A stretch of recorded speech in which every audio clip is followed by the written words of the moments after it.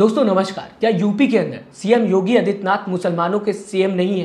क्या मुसलमानों को दरकिनार कर दिया गया है?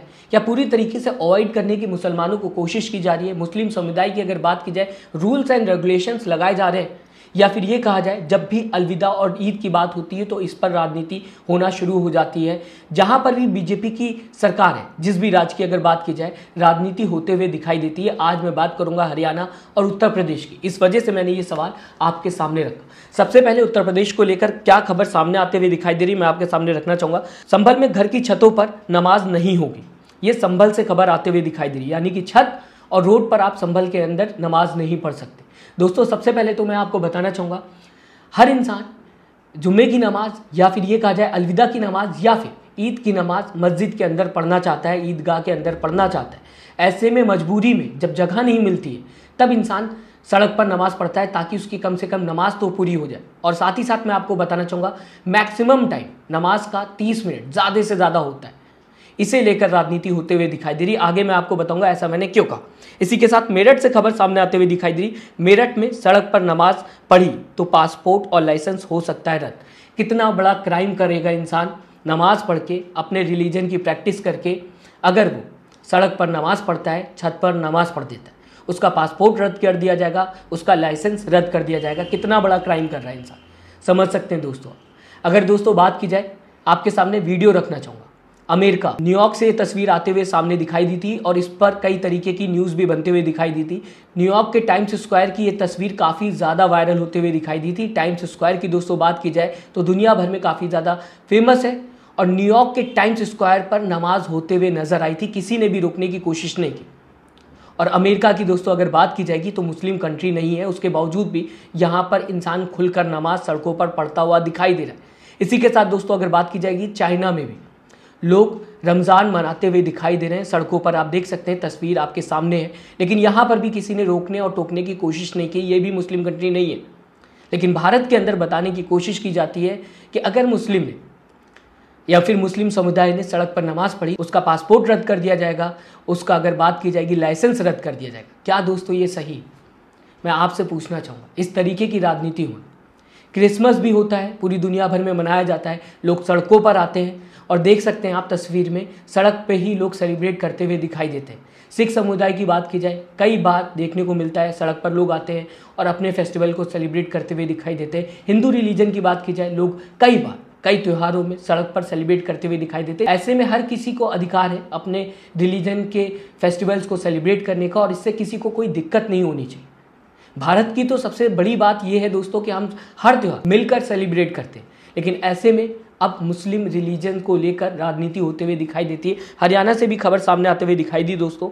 हरियाणा में ईद की छुट्टी कैंसिल, ये भी खबर सामने आते हुए दोस्तों दिखाई दे रही है हरियाणा से। यानी कि ईद की छुट्टी, जो त्यौहार साल में एक बार आता है, बहुत ही ज़्यादा इम्पॉर्टेंट त्यौहार है, ऐसे में ईद की छुट्टी कैंसिल कर दी गई है हरियाणा सरकार की तरफ से, जो कि बीजेपी शासित राज्य है।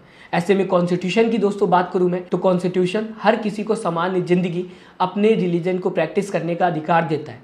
लेकिन यहाँ पर अगर आपने नमाज पढ़ ली तो ये क्राइम हो जाता है। क्या रोड पर नमाज पढ़ना क्राइम है?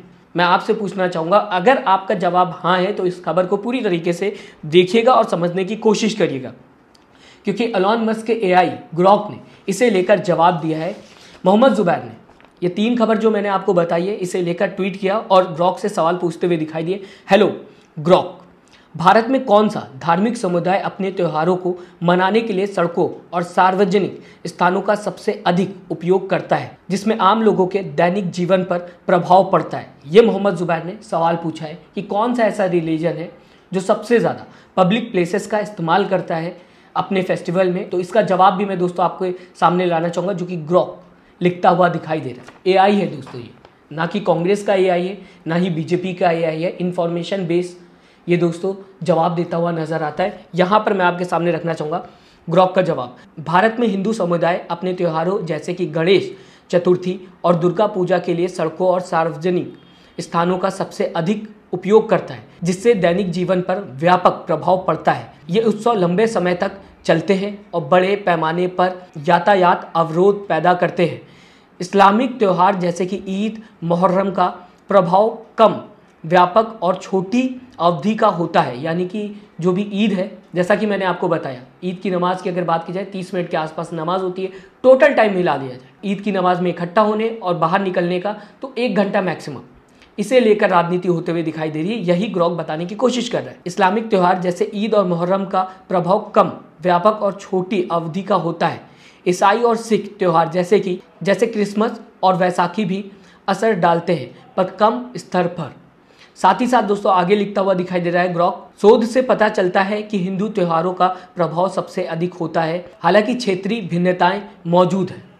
तो दोस्तों समझा जा सकता है ग्रोक भी ये जवाब देता हुआ नजर आ रहा है। ईद और मुहर्रम की दोस्तों बात की जाए, खासकर अगर ईद की बात करूं, क्योंकि आने वाले टाइम में ईद आने वाली है, तो इसका सबसे कम प्रभाव पड़ता है।